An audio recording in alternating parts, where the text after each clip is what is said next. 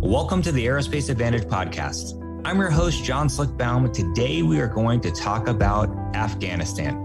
And to be straight up with you, this is a tough one. Many of us sitting around this table have served in the theater, we've worked on the war from a policy vantage, and we have known people who have paid the ultimate sacrifice in what eventually became America's longest war.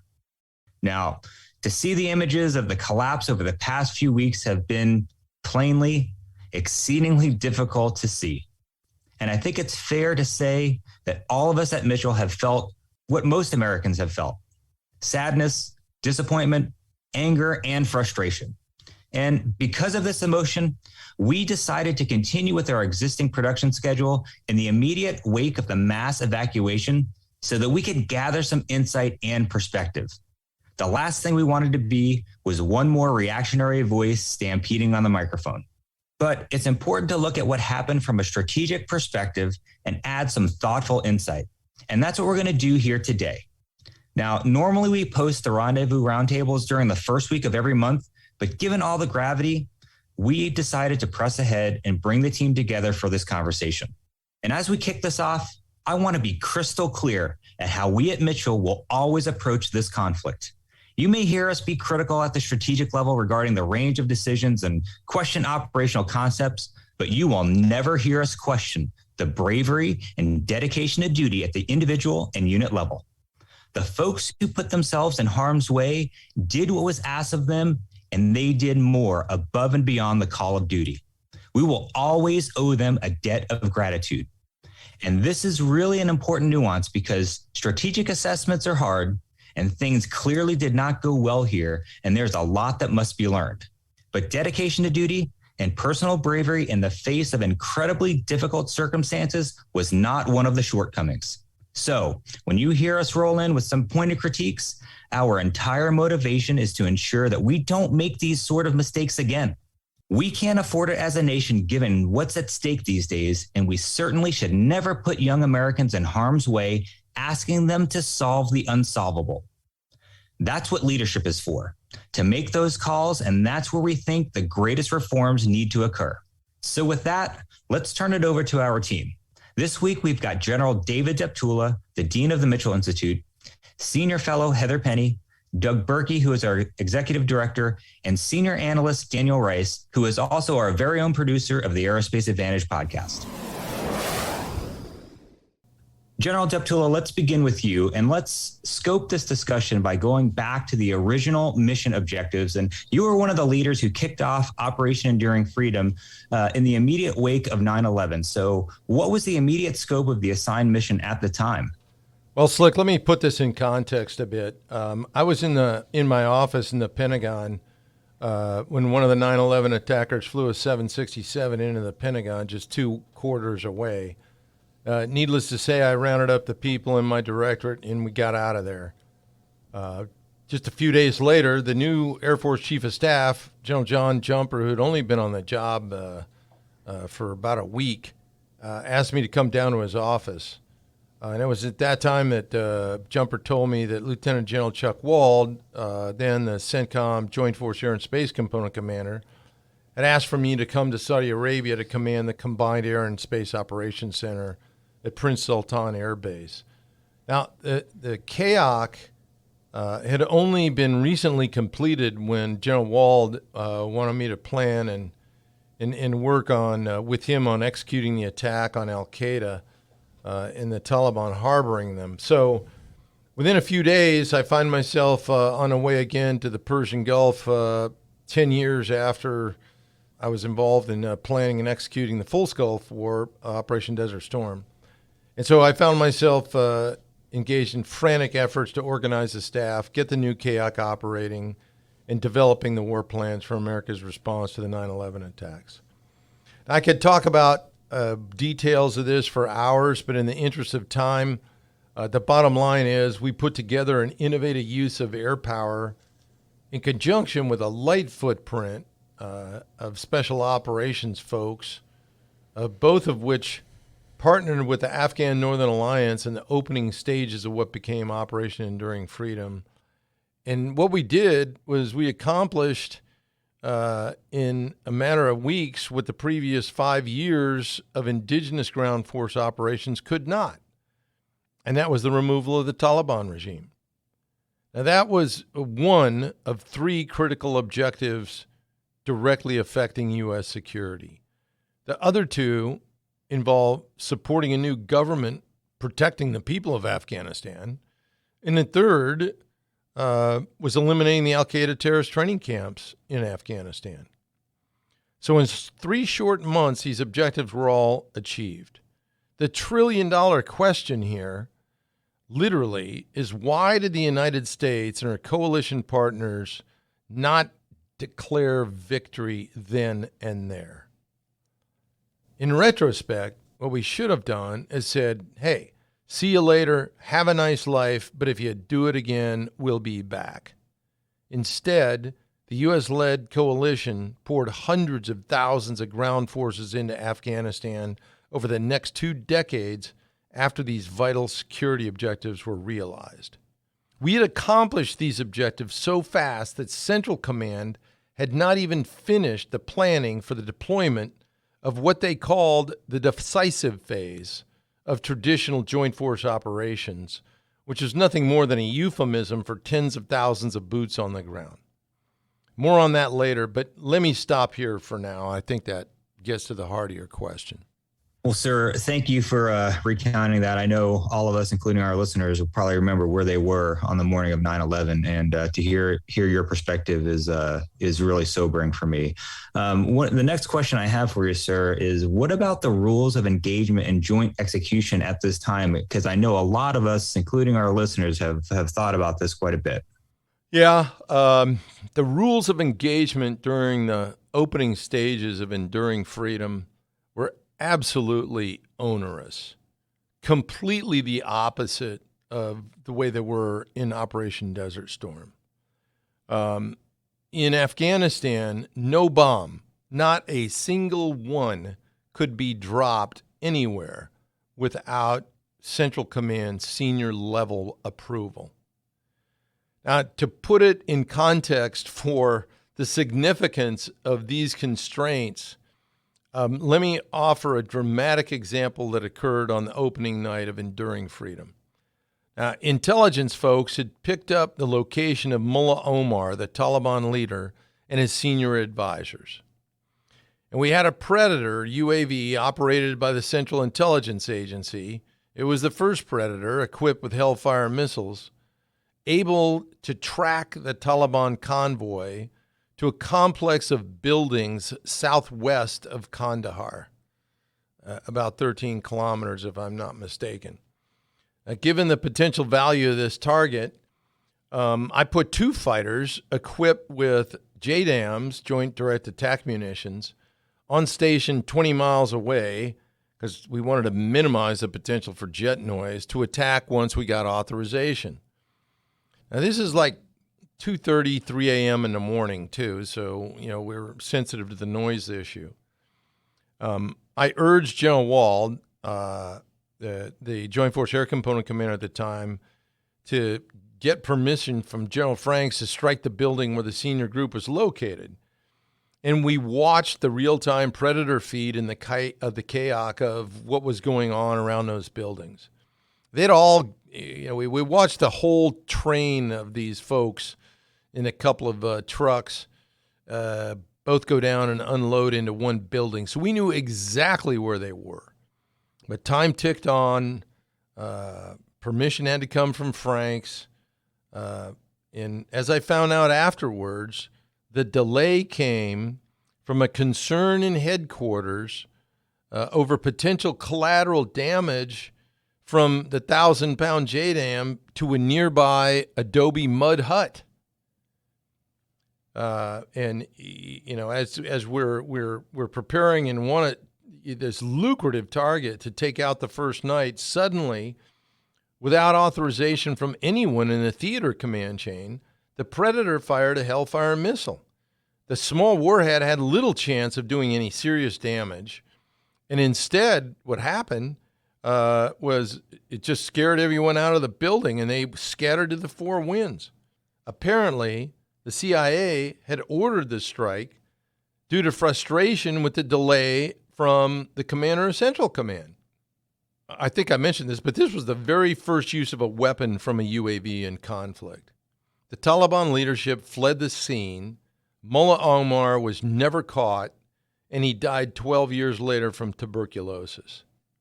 And although Wald was a Joint Force Air Component commander, he had not authorized the strike. So there are two major observations from this problematic operation. First, command relationships among the various U.S. government organizations involved should have been established prior to operations with the supported component commander, Joint Force Air Component commander in this case, having weapons release authority. Second, concerns over collateral damage should have been weighed against the strategic value of the target. Eliminating Omar and the Taliban leadership on the opening night of the war would have been a huge strategic victory and a devastating blow to the Taliban, something made possible by America's technological advantage, but superior U.S. capabilities were negated by the decision not to authorize weapons release because of fears of collateral damage. Just an absolute incredible example of letting collateral damage overweigh strategic judgment. Well, Heather, I know that you flew in Iraq as well, and just transition into your idea on the crippling rules of engagement. Well, what General Deptula said regarding the very restrictive rules of engagement were something that we all had to suffer through in Iraq as well. Now, I'd never flew in Afghanistan, but I flew in Iraq with similar counterinsurgency operations. And any single strike really had to be authorized from the KAOC. So there was Mother May I involved with every single action that we took. And so it was very frustrating because that time was so valuable in terms of whether or not we were going to be able to get the bad guys or let them go so they could fight another day. That really caused a lot of, it just really induced friction into our own operations. So in many ways, those rules of engagement were our own worst enemies. And in some ways, those rules of engagement were also then exploited by the bad guys because they then understood not only the time and the considerations and collateral damage, they would then set up the battlefield scene such that we had to deal with those collateral damage problems.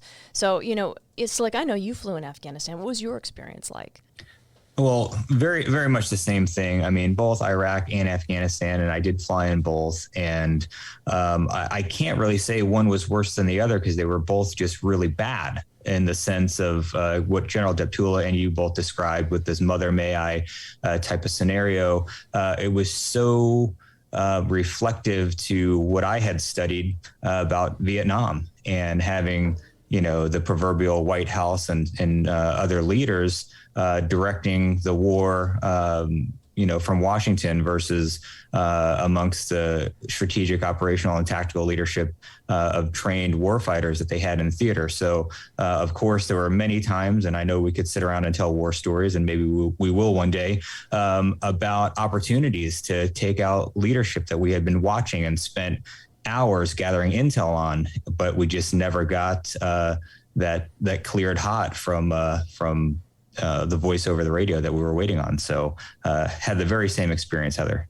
Yeah, and again, not only did the adversaries, did the bad guys know and then exploit those rules of engagement, but it was so frustrating and demoralizing, not just to us in the air, but I have to imagine those on the ground, as well as friendly nationals, right, whether or not they're Iraqis or Afghanis, because they knew they could see the bad guys getting away and living to fight another day. Right. Well, General Deptula, now you've got to recage us, and I've got to ask the question of how did we go from a focused campaign in response to the attacks on 9/11 into America's longest war, being defined by a mass ground operation and a nation-building effort? Well, it's a great question, and unfortunately, it's a pretty simple answer. Neutering al-Qaeda and eliminating Afghanistan as an al-Qaeda sanctuary were critical U.S. national security objectives. But attempting to turn Afghanistan into a modern Jeffersonian democracy was not. Pure and simple. Now, critics may insist that early 2002 was too soon to realize that al-Qaeda in Afghanistan was indeed neutered. But when we shifted from a strategy of counterterrorism to one of counterinsurgency, we shifted from a set of strategic objectives that were vital to the U.S. to a new set of objectives that were not. After large numbers of U.S. and coalition ground forces got in place, they found that the Taliban were out of power, al-Qaeda in Afghanistan were neutered, and a friendly government was in power. So they looked around for a mission. And what did they come up with? Winning hearts and minds. Now, this shift occurred gradually and without fanfare, except for the publicly celebrated surges of additional ground forces, resulting in a serious case of mission creep. We evolved from a mission of unquestionable security rationale into one that was not ours to solve, that being the transfiguration of the tribal peoples of Afghanistan into citizens of a modern nation state. Unfortunately, this mission creep will not be easy to admit, particularly in the Pentagon, but it's necessary to recognize if we're going to avoid similar outcomes in the future.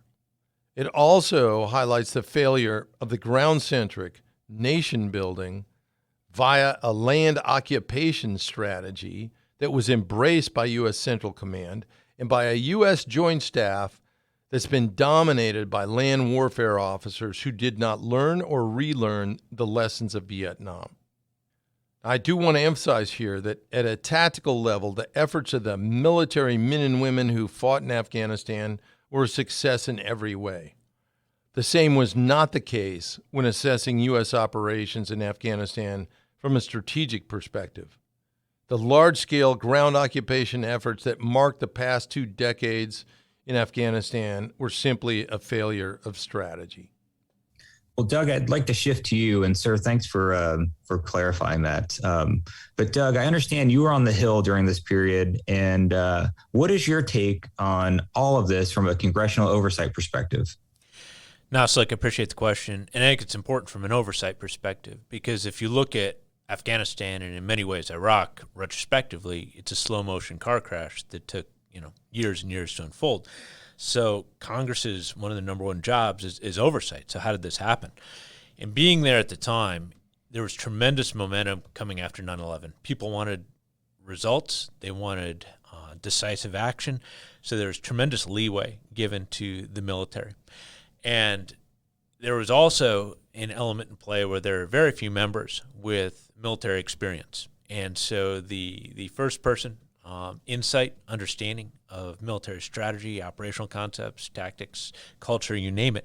There wasn't that familiarity that you might have had in earlier generations. For example, members that had served in World War II and all, to push back and feel comfortable pushing back and having that personal authority to do so. And so very long leash was given to the services. And there are times really it shouldn't have been. You could look at something like the Tora Bora example, where there was tremendous disastrous planning, huge problems, and there should have been an oversight investigation of how that went down, because it set a pattern of failures that continued to happen throughout the conflict for decades, where there wasn't true joint perspective and skill sets brought into the equation. It was very land-centric planning, and hey, if we're not going to, if we think it's ridiculous to put a fighter pilot in charge of a tank, then why do we think it's okay to do that effectively at a senior level, having land commanders run air campaigns and all of that? It takes decades to build this kind of experience. The real wake up on the Hill came actually from Iraq, but it was driven over to Afghanistan, how people looked at things. 2 real things. Number one, WMDs not being found, and then the Abu Ghraib prison disaster. Both of those really woke people up, but in many ways, a lot of these challenges were already baked in, and like I said, that culture of aggressive oversight, I think, was lacking at times, and we paid for it. Well, thanks, Doug. I appreciate that. And, essentially, we all have lived through this war for 2 decades, and there didn't seem to be a lot of thinking about alternate ways to achieve strategic objectives. We were occupying, so we just kept occupying. And it didn't seem like folks were really focused on securing a desired effects. They were just focused on following the means that were in front of them. So to this point, I think it's fair to point out that a parallel air campaign was being executed in Pakistan next door to manage the terrorist threat. And does that point to a notion of a different path we could have pursued? And Doug, we'll start with you on this one. Yeah, I think, and we've hit upon this gently in different ways, but this whole notion of jointness, the entire reason why you want different perspectives from around the table, whether it be sea, air, land, space, et cetera, is to really look at different ways in which you can solve a problem. But early on, the land component was fundamentally given the keys to this war, and they held them till the end. And so every solution set fundamentally became very similar, and it was more of scale. Did you want the small, medium, or large option of it? But to actually break the mold and think, what is the actual fundamental effect we want to achieve, and then how do we engineer our way there in the most effective, efficient way? Those options were cut out just because there wasn't the diversity of thought. And this is something that is crucial as we look at the challenges facing us with China, Russia, North Korea, Iran. We cannot be wedded to a means. We have got to be wedded to what is the most effective, efficient, decisive way of getting the job done, because the adversary is not going to allow us the leeway of paying attention to bureaucratic prerogative over fighting and winning decisively. I just want to throw in real quick here, to go back to the point that I was making about that we had accomplished our objectives so quick that Central Command hadn't even finished the established joint doctrine phase 3 of the 4-phased approach. There was preparation, there was deployment, there was decisive phase, and then there was the cleanup, if you will. And it just reemphasizes Doug's point. We have to change that mindset and get to the issue of using the right force at the right place at the right time, not adhering to dogma that, quite frankly, was developed in the early and mid segments of the last century. And let me jump in with it's kind of a one-liner, but I think it's true. There was a book that came out at the beginning of the war called Eating Soup with a Knife. And obviously it speaks to the difficulty of counterinsurgency warfare. Well, I got to say, if you're eating soup with a knife 20 years later, guess what? That's insane. Go buy a spoon. So if you're seeing that the gains you need are not being realized in a rationally realistic fashion, you got to shake things up. And that just never happened. We kept just rolling along because we were in a rut. Yeah. Well, thinking back, and I mentioned it, I was in IFF getting ready to go start flying the F-16 when 9/11 happened. And, my thought process was during F-16 school, hey, I'm going to miss this war. It's going to be done and over before I'm mission capable. And obviously things kept rolling on. And that's where, as I mentioned earlier, this Vietnam mindset came in with a no objective. What does mission success mean? How do we define that? And as we know now, most folks in uniform joined after 9/11, so their new normal is this type of thinking, this hijacked notion of jointness because of the 2 decades of occupation that's done to our military as a whole. So I'd like to start with General Daptula to talk us through this. Yeah, Slick. I just kind of alluded to the fact that the joint doctrine that had been developed since the Goldwater-Nichols Act that established this whole focus on joint operations has really become dogma. I talked about sort of these prescripted phases, and the ground components turn decisive phase into boots on the ground. And by the way, it's not just the military folks, it's also the national security leadership, National Security Council inside the White House, that for 20 years have equated strategy with the numbers of boots on the ground. That's simply not the case. Doug talked about it, he alluded to it. I mean, in some of the discussions I remember back in 2007, 2009, And then later in Afghanistan, in the 13-14 timeframe, option A was 25,000 troops. Option B was 35,000 troops. And option C was 45,000 troops. That's ridiculous. That's why there needs to be a focus on outcomes, desired outcomes and end states.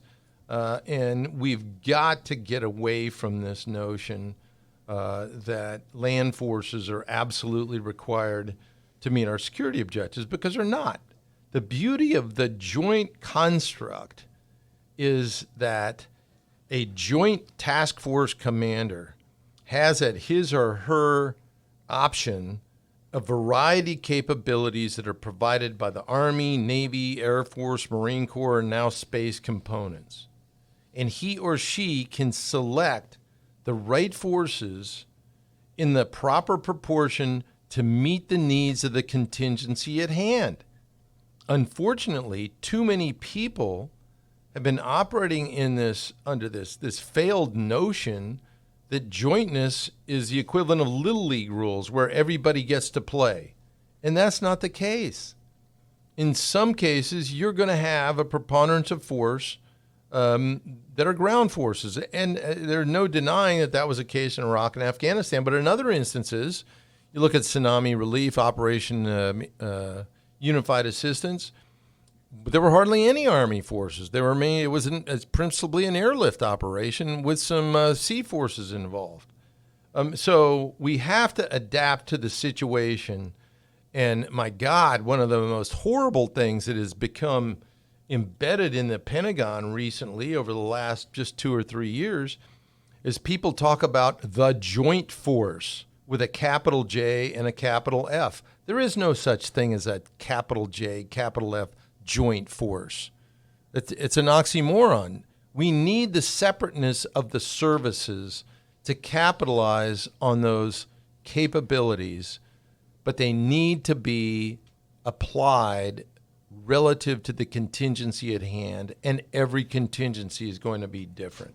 I hope that clarifies the point. Well, sir, just to jump on, look at Operation Inherent Resolve, the air war over Syria, commanded by a ground leader, and nobody even thought twice about it. That's insane. Yeah, well, we could do a whole series on that, and I think we ought to. But, yeah, that's another one. It goes back to your point, Doug, where no one has any problem putting an Armor Corps commander in charge of an air campaign. But, they wouldn't think about putting an Armor Division commander in charge of a carrier battle group. Why would you think that putting ground officers in charge of an air campaign are a good idea? Yes, sir. I couldn't agree with you more. I know from my perspective, air power obviously could have been leveraged a whole lot better in Afghanistan and, of course, Iraq as well. But I really want to transition to one of the big topics at hand, and we really need to talk about what everybody's thoughts are on the way this is wound down in Afghanistan. So, General Deptula, we'll get started with you. Well, let me reemphasize prior to my remarks that the efforts of the men and women who fought in Afghanistan were a success in every way. They were doing and they executed very well what they were told to do. However, getting to recent events, there was a serious case of either misplanning or lack of foresight in planning by the current administration's national security leadership. Because what is happening now in Kabul is no surprise to those of us familiar with the Taliban, the former Afghan military, and the political situation. If a complete U.S. military exit was the goal, then the U.S. citizens in country and key Afghanistan personnel at risk by the Taliban should have been evacuated well prior to the final U.S. military departure, not simultaneously with it. Heather, hop in on this one. How this has gone down not only indicates a total failure of planning. I mean, this is the DoD, right? We have operational plans for every kind of contingency. There should have been at least 17 different types of plans for exiting Afghanistan that were up on the shelf gathering dust. And so when the time came that we did that, you'd pull down one plan, blow the dust off, see what the context is and says, if this, then that. Nope, not this plan. Go on to the next one. If this, yeah, this is the plan we're going to use. So the fact that there was not an established operational plan and exit in an orderly manner, like what General Deptula said, it is absolutely irresponsible. And I am surprised that we are not seeing senior leaders being held accountable for this. We also can't ignore the impact that this is having on currently serving service members, veterans, and future Americans that are considering serving our nation. You know, in many ways, having boots on the ground for this long-term occupation provided a continuing fodder, almost empowering the Taliban, because if we hadn't been there, they wouldn't have had an adversary to fight. And so it gave them a continuous motivation and trained them over the course of 20 years in our operations in the way that we had trained the Afghan military as well. At the same time, I don't think that we can ignore the positive and hopefully lasting impact that the individual service members had on the lives of those that they touched when they were on the ground. I mean, if you think about it, you've had 20 years where Americans and our coalition partners have created the space for young girls to go to school, for Afghan women to begin continuing their education and becoming, involved in the economy, having jobs, exercising their expertise. So they've experienced a different alternative to life than what they will now see imposed upon them from the Taliban. So if we see, the record is not written yet on what the long-term outcome of the last 20 years has been, because like I said, we're not going to see that for perhaps a decade or even longer.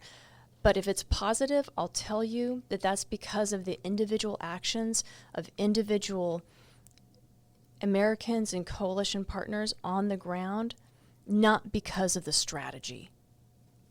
Sure. Both General Deptula and Heather brought up a point that I want to ask Doug. And of course, sticking to the on-the-shelf plans that we have experts thinking about the impossible and coming up with a plan every day. So, Doug, do you think that potentially there could have been a military plan that was just ignored by elected leaders in Washington? Yeah, I find it utterly puzzling. I think, from my personal perspective, I don't disagree with the decision to disengage. I'm not sure how you could look at an American, set of parents and say, hey, your kid's life is worth it at this stage of where we were. But the operational execution is cataclysmic.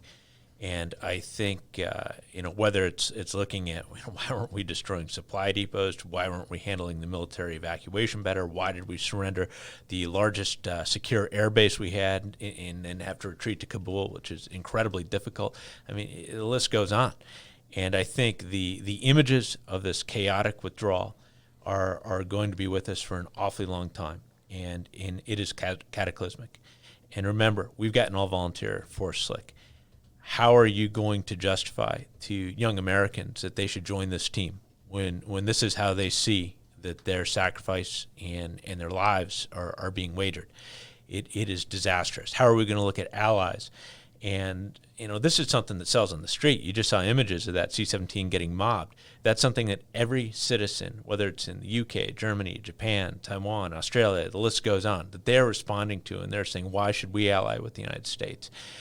This is huge. And so it's an operational failure with strategic results that cannot be overstated. And I side with Heather on this. I do not know why people are not being held accountable on this. The impact is so severe, and there's got to be a cultural change here. This is a pass-the-buck culture for many years on this leadership. Guys came in for rotation. They went home. It was kind of a bureaucratic execution of a war. Lincoln fired his generals when they weren't performing. It might be time to go back to that a little bit. Slick, I don't know about you, but, on the BroNet, I'm hearing a lot of airmen and other service members just devastated by the way that Afghanistan has wound down. And given, the life, the loves, and the limbs that they've sacrificed for the last 20 years, they're really questioning what the meaning of their service has been. And so, as Doug said, how we are leaving Afghanistan in the chaos and just the total lack of planning not only has severe, significant consequences for how we engage in global competition, it's also going to have severe consequences for our service members, their mental health, their retention, and future recruitment. There has been such a break of faith for service members. I mean, like, what are you hearing on the BroNet? Do you agree? Well, Heather, I do agree. And this is the third time I'm going to say Vietnam, but, I meet regularly. It's something I personally enjoy with the former 4th Fighter Squadron commander in the latter part of Vietnam. He is a 5-tour combat veteran. Four combat tours in Vietnam, 500 plus missions, ranging from his CIA early days, flying bird dogs, doing FAC-A in the early 60s, all the way through the latter part of the 70s when he was the 4th Fighter Squadron commander in the F-4. And basically, to the way General Deptula said, his experience, and this is Colonel Bob Graham, retired, his experience was when they were doing the special ops in clandestine operations, essentially, they were making headway and they were influencing areas and getting the bad guys out. And once it turned into this full-scale, boots on the ground, no direction, no definition of what mission success looks like, he's basically saying we're reliving history, and the fall of Saigon, it looks just like Kabul.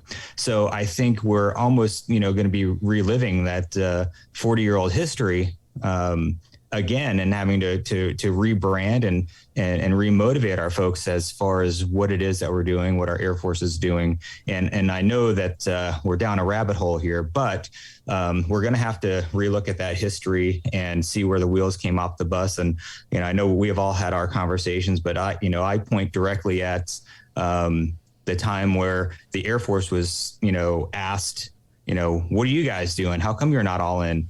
Because we didn't have boots on the ground, and people forgot that we never left because, the northern and southern no-fly zones that we had been supporting. We had been deployed since essentially 1989 with Operation Desert Shield, and we never left. And then all of a sudden we had supply folks running around with M16s or M9s in a convoy. So I think, just air power got usurped. We forgot all of the lessons from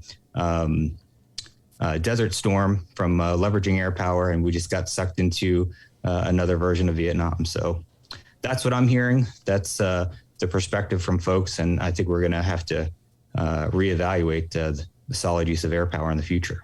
I do want to look towards the future and learn from this experience, especially in the events of the recent weeks, and what this means for our allies and our adversaries. And we have Daniel Rice with us today. And Dan, some quick background on Dan. He is our resident China expert at Mitchell. And Dan, really like to get your thoughts, especially on the adversary piece.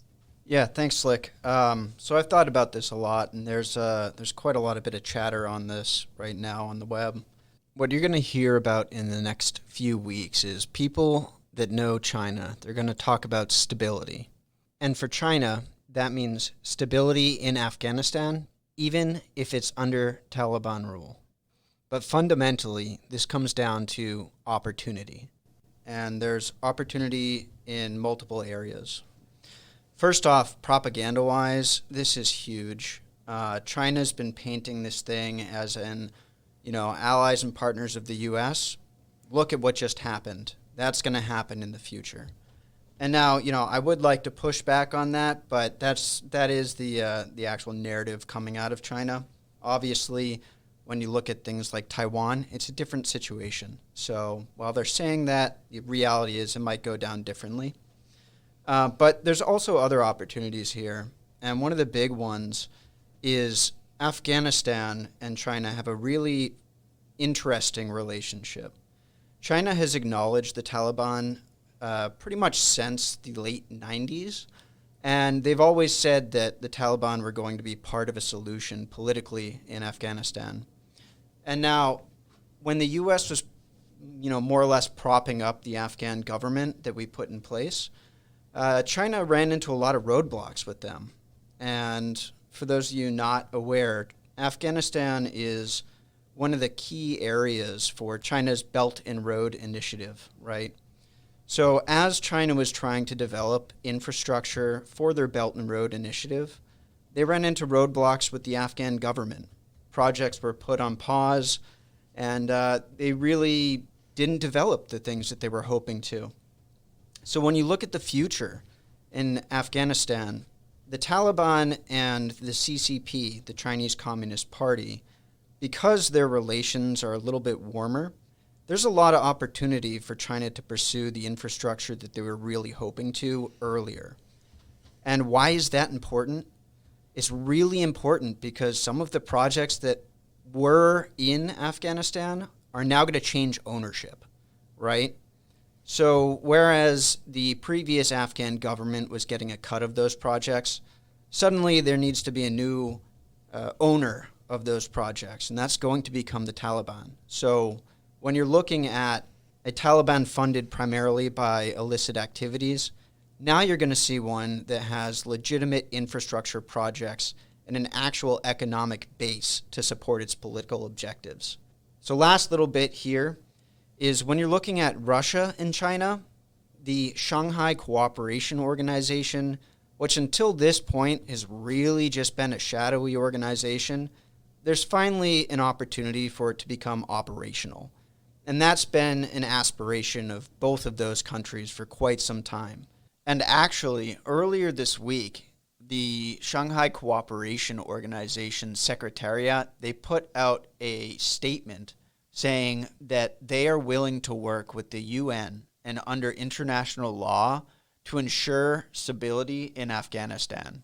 Now, the important caveat on that is that they'll provide stability as long as the Taliban commit to not exporting extremism, drugs, and a war-fighting culture.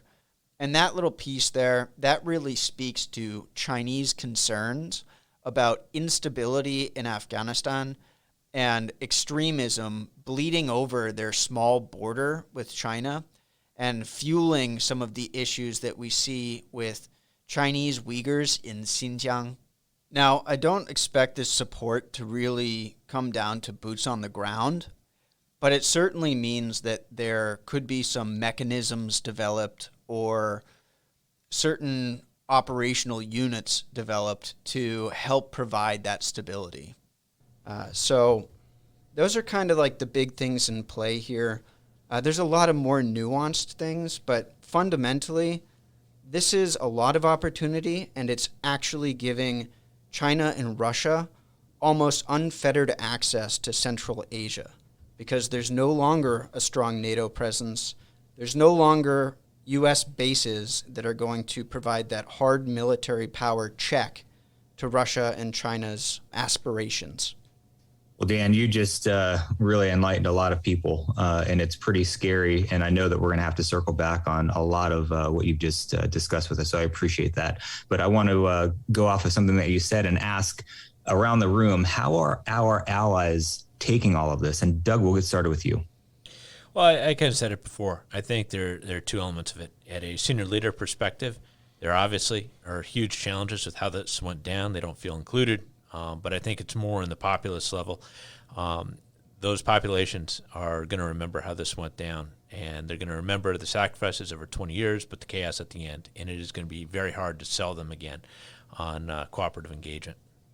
And, Slick, I'll jump in as well. It's not simply about the chaos at the end, but it's the regression and the lost objectives. So 20 years essentially flushed down the toilet for what? So I think that is going to have a significant impact in their confidence in being willing to partner with the U.S. in the future. Yeah, I mentioned the Taiwan piece a little bit earlier. One of the things that China is really driving is the narrative for Taiwan and saying that, hey, look, Taiwan, you're not ready to fight. So this is adding to that narrative, and it's really devastating because if they don't have the will to fight for themselves, which fortunately they're still showing that will, but as soon as that willpower erodes, then we're going to have a really big problem in cross-strait relations. Well, and Dan, to add to that, it's not simply about the cross-strait relations with Taiwan. It's about China's growing hegemony in across the entire Pacific. So if America is not a trustworthy partner to help check that kind of power, then what's going to happen with bandwagoning? Where are our allies going to go? Yeah, that's especially important in Southeast Asia and the Indo-Pacific writ large. Yes. All right, last question. Let's go around the table here. And if there's one piece of policy each of you would share with leadership in the wake of all of this, what would it be? And we'll start with Dan. Sure. My policy would be just be aware of trading short-term objectives for longer strategic objectives. It's something we see happen a lot, and it's very difficult in our democratic system to really take that long view. But me, somebody that looks at China all of the time, they always take that long view. So they have time to really put forward a strategy that will span generations. And so my policy recommendation would be, take a really good hard look at what you're suggesting and what are the trade-offs that might happen when you're pursuing short-term objectives. And we see that in Afghanistan. Slick, I would say we cannot treat combat command as if it's a merit badge that you get on your way up to being an Eagle Scout. Leadership matters, and we need to ensure that we're selecting the right combat commanders to support the right strategy based off of the right domain and how we're going to achieve that. We need to measure it, and we need to hold leaders accountable. Let me jump in on this accountability piece. I think Congress has got to wake up and really amp it up on the oversight piece. I think if we saw the investigations that came after Vietnam, they were crucial for setting the military up for success going into the future. Crucial reforms. And after 20 years of this, it's time for another relook in some vital areas. Okay, well, let me wrap it up. So my one piece of advice to emphasize the importance of the President of the United States clearly defining the critical U.S. security objectives and then acting rapidly and effectively with no more or less than the appropriate force necessary to achieve those objectives. Period. Dot. Because we've talked a lot today about the military. There are 4 presidents that are culpable in the result that we see today. Yeah, well, this has been a tough conversation, but it's been a very important one. And thanks for tuning in. And obviously, this is an issue we'll be watching. With that, I'd like to extend a big thank you to our guests for joining in today's discussion. I'd also like to extend a big thank you to you, our listeners, for your continued support and for tuning into today's show. If you like what you've heard today, don't forget to hammer down on that like button and follow or subscribe to the Aerospace Advantage. You can also leave a comment for us to let us know what you think about our show or areas you would like to hear more about. As always, you can join in on the conversation by following the Mitchell Institute on Twitter, Instagram, Facebook, or LinkedIn, and you can always find us at mitchellaerospacepower.org. Until next time, this is John Slick Baum. Stay safe and check 6.